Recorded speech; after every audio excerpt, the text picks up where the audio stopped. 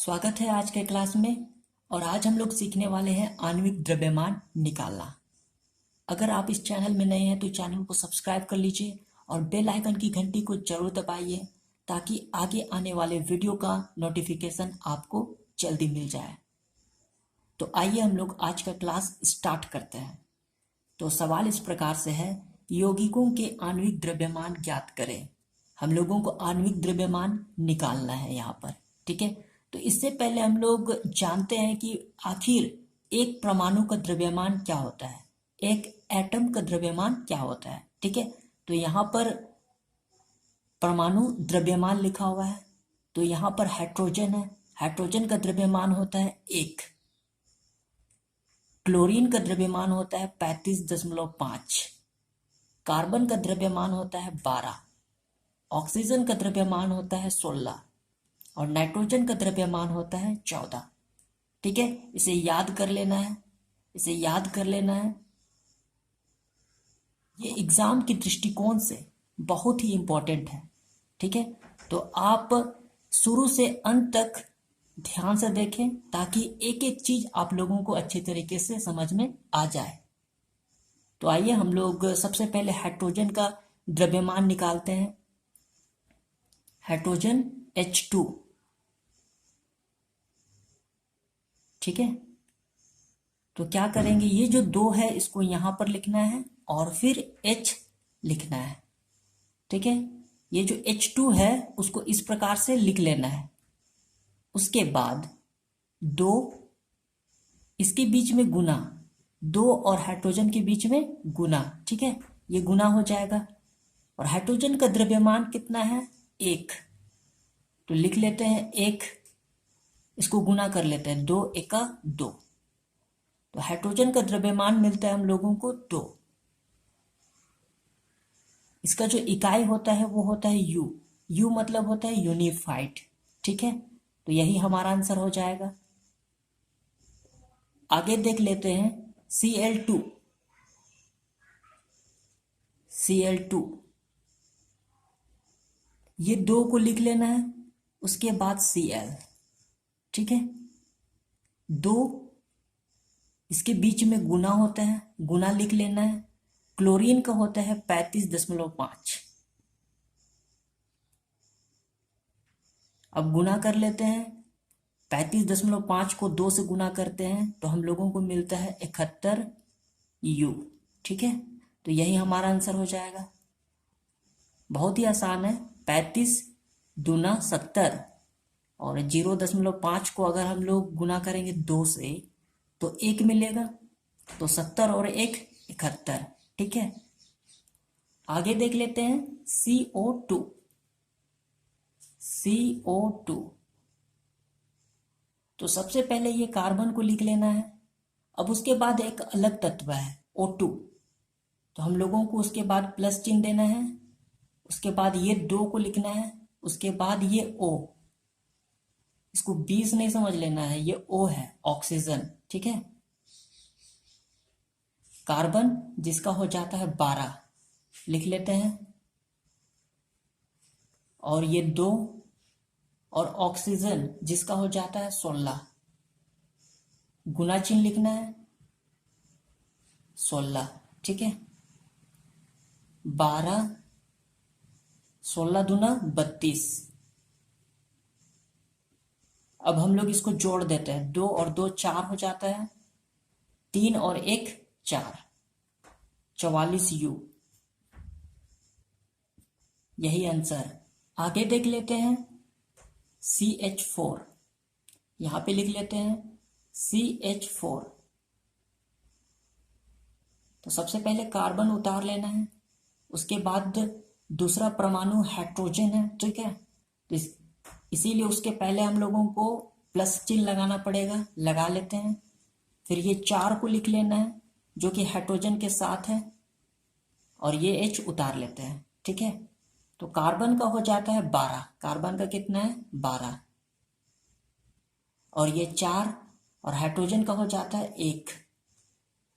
बिल्कुल इसे आप लोग याद कर लीजिए, 12 4 1 4, दोनों को जोड़ देते हैं, 12 और 4 16 U। तो CH4 का द्रव्यमान मिलता है 16 U। U है वो इकाई है, ठीक है, यूनिफाइड। आगे देख लेते हैं C2H6, जिसको हम लोग इथेन भी बोलते हैं, ठीक है।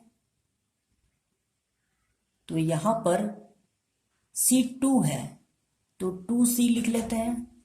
उसके बाद हम लोग देख रहे हैं कि दूसरा परमाणु है, दूसरा तत्व है, इसलिए हम लोग लगा लेते हैं प्लस का चिन्ह। और H6 है तो हम लोगों को लिख लेना है 6H, ठीक है। उसके बाद 2 लिख लेना है। कार्बन का हो जाता है 12 लिख लेना है, प्लस 6 हाइड्रोजन का हो जाता है 1, 12 दूना 24, प्लस 6 का 6, जोड़ देते हैं 30 हो जाएगा U। यही हमारा आंसर। तो C2H6 इसका जो आणविक द्रव्यमान आता है वो है 30 U। आगे देख लेते हैं। आगे है C2H4, जिसको हम लोग बोलते हैं इथीन। 2C, इसके बाद दूसरा एलिमेंट है H, प्लस का चिन्ह लगाएंगे हम लोग। H4 है, हम लोग लिख लेते हैं 4H। 2 गुना C, यहाँ पे जो कार्बन है वो है 12, ठीक है। कार्बन का जो द्रव्यमान है वो क्या है 12, तो लिख लेते हैं 12। 4 गुना H का हो जाता है 1, 12 दूना 24, 4 1 का 4, जोड़ लेते हैं इसे 28 U। C2H4 का जो द्रव्यमान आता है वो है 28 U।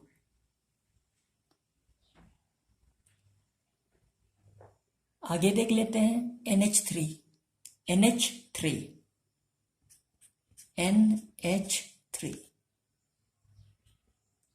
तो यहां पर जो N है उसको लिख लेना है। उसके बाद दूसरा तत्व है H3, हम लोग लिख लेंगे 3H। नाइट्रोजन का हो जाता है 14, लिख लेते हैं 14, 14, ठीक है।